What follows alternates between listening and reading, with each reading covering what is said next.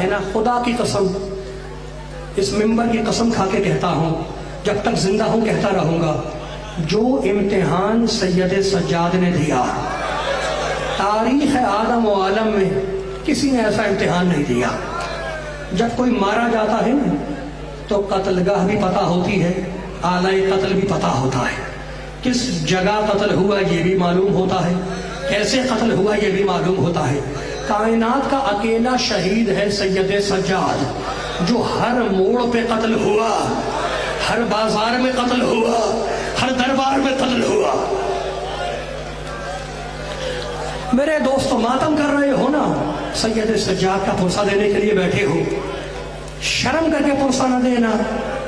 میں کتاب میں مصائب میں نے پڑھے، تمہارے سامنے بیان کیے، کیا مجلس کا حق ادا ہو جائے گا؟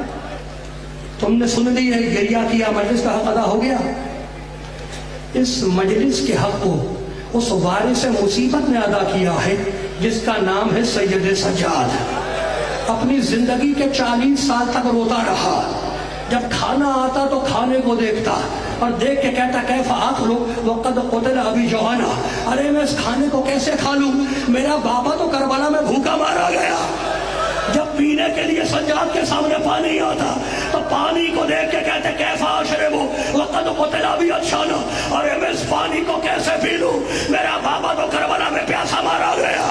وضو کے لیے اپنے ہاتھوں میں پانی لیتے، پانی کو دیکھتے جاتے اور روتے جاتے اور کہتے جاتے اسی پانی کے لیے میرا اکبر مارا گیا، اسی پانی کے لیے میری چھوٹی بہن نے تماچے کھائے۔ آسان نہیں ہے، تمہاری صدائیں بلند ہیں، اللہ تمہیں آباد رکھے۔ پرسہ دینے کے لیے بیٹھے ہو، شرم کر کے پرسہ نہ دینا۔ جملہ زندگی بھر روتا رہا سید سجاد، زندگی بھر پانی کے آنسو نہیں خون کے آنسو روتا رہا۔ اور جملہ سنو گے، اتنا بڑا امتحان ہے، جو امتحان سجاد نے دیا کس نے نہیں دیا۔ جملہ سنو، خدا کی قسم کھا کے کہتا ہوں، اس ممبر کی قسم، راوی کہتا ہے کہ جب میرے مظلوم حسین کا سر کاٹا ہے تو حسین کی آنکھیں کھلی ہوئی تھی۔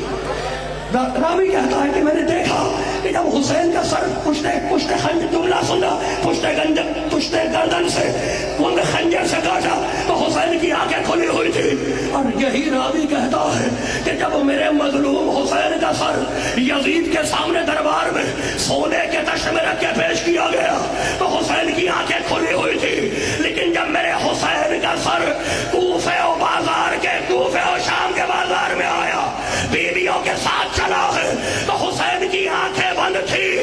اب سجاد کا حوصلہ پہچانو کہ کھلا ہوا بازار ہے، پھوپھیوں کا کھلا ہوا سر ہے، اور منادی آواز دے رہا ہے تماشا دیکھنے والوں، تماشا دیکھو۔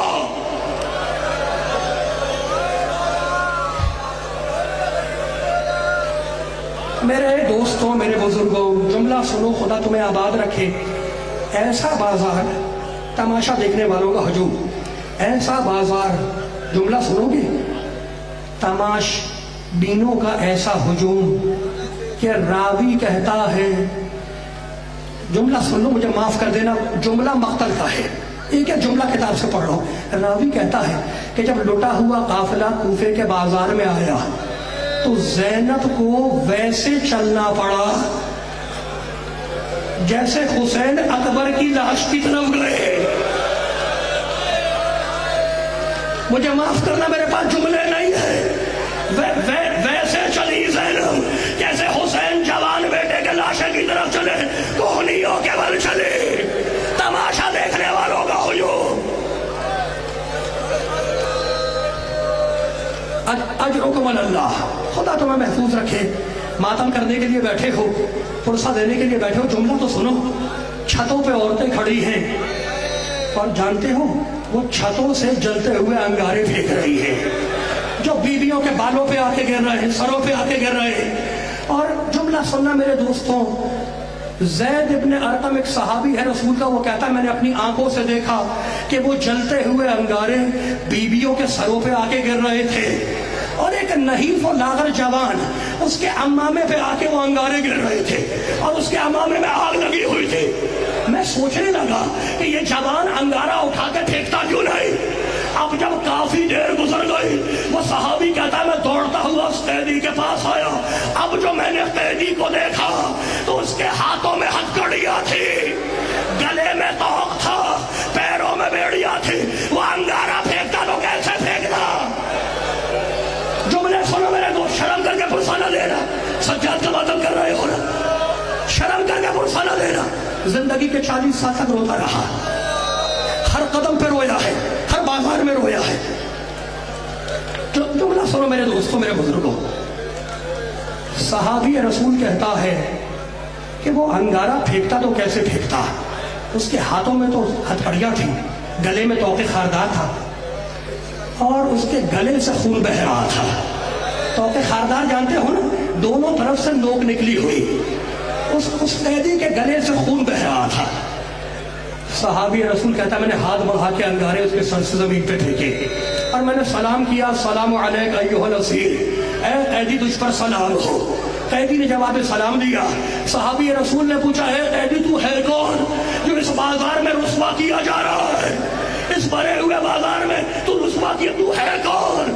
قیدی نے جواب میں آیت پڑھی وَيُطْعِمُونَ الطَّعَامَ عَلَىٰ حُبِّهِ مِسْكِينًا وَيَتِيمًا وَأَسِيرًا. صحابی گھبرا گیا, کہنے لگا اے قیدی یہ آیت تو کیوں پڑھ رہا ہے؟ یہ تو آل محمد کی شان میں آئی تھی.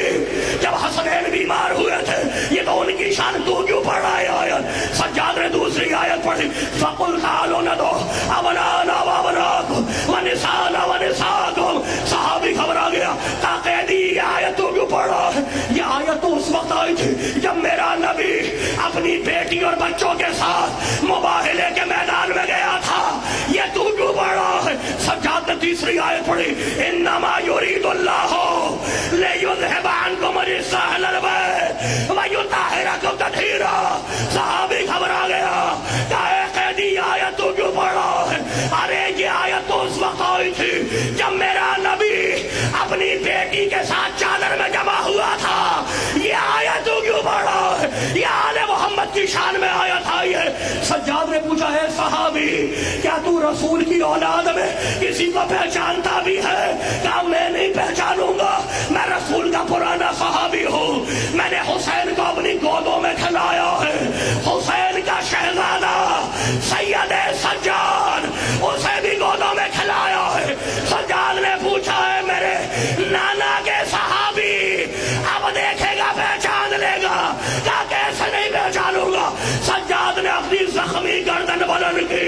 میرے نانا کے صحابی اگر سجاد کو دیکھنا ہے تو مجھے غریب کو دیکھ لے, اور اگر حسین کو دیکھنا ہے تو وہ دو کے نیزہ پہ.